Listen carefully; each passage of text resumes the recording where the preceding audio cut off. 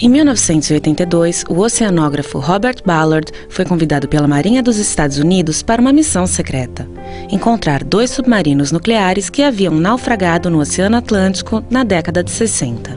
Os militares americanos estavam de olho no mini submarino não tripulado desenvolvido por Ballard para explorar águas profundas, o robô Argus. Ballard viu na proposta a chance de realizar um sonho: encontrar o Titanic. O oceanógrafo e o vice-almirante Niels R. Tunman fecharam um acordo em 1982. Pelo acordo, Ballard poderia procurar o transatlântico naufragado em 1912 se encontrasse antes os submarinos nucleares Scorpion e Thrasher.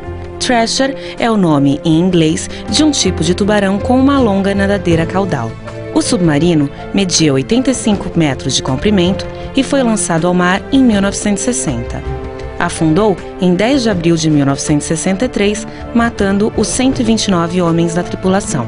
O submarino afundou enquanto realizava manobras com o barco de resgate USS Skylark.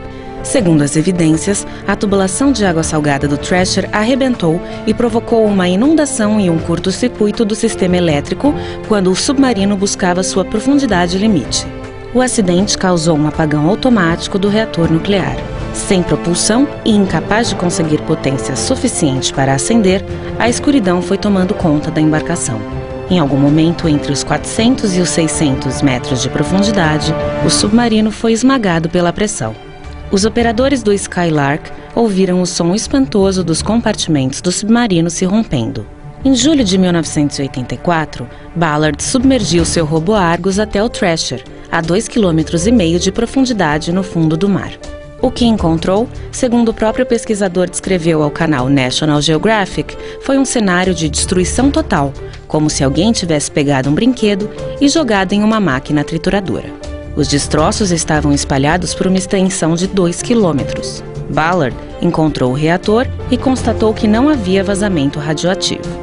O submarino Scorpion foi lançado ao mar em 1959 e afundou em 22 de maio de 1968, a 740 quilômetros a sudoeste das Ilhas Açores, levando consigo 99 homens. A 3.350 metros de profundidade, a busca foi mais desafiadora do que a do Thrasher, porque o Scorpion desapareceu sem testemunhas.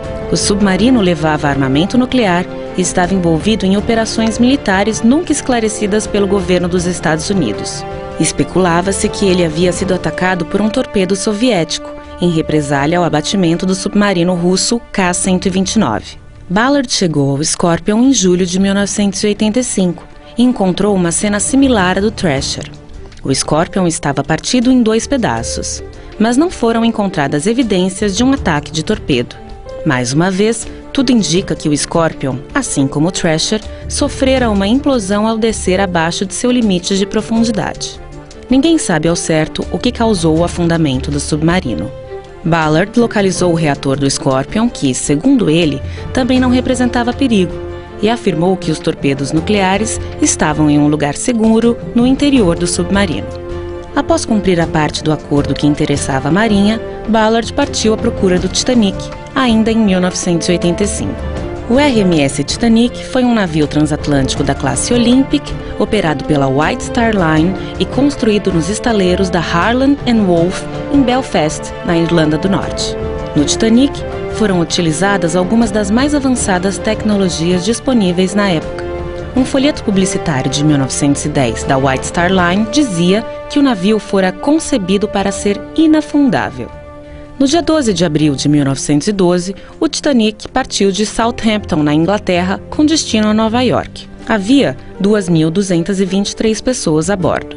O Titanic viajava quase todo o tempo à sua velocidade máxima, em uma tentativa de quebrar em um dia o recorde de travessia do Atlântico.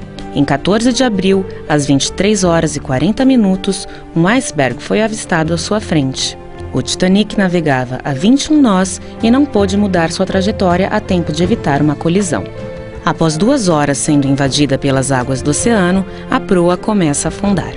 O navio inclina-se. A chaminé número 1 não resiste e quebra, abrindo mais um ponto para a entrada de água. Com a proa submersa e cheia de água e a popa do navio elevada acima do mar, aumenta a tensão próxima ao meio do barco. A estrutura não resiste e começa a partir-se. A popa vira, jogando as pessoas em direção à lateral do navio. Proa e popa ficam ligadas apenas pelo fundo do casco. As duas partes se rompem completamente. A proa segue afundando. A popa ainda flutua por um instante e começa a afundar. Cerca de 3 horas após o choque com o iceberg, o transatlântico inafundável desaparecia no mar para voltar a ser visto novamente 73 anos depois. O mais famoso naufrágio do mundo deixou 1.517 mortos. Somente 706 pessoas sobreviveram à tragédia.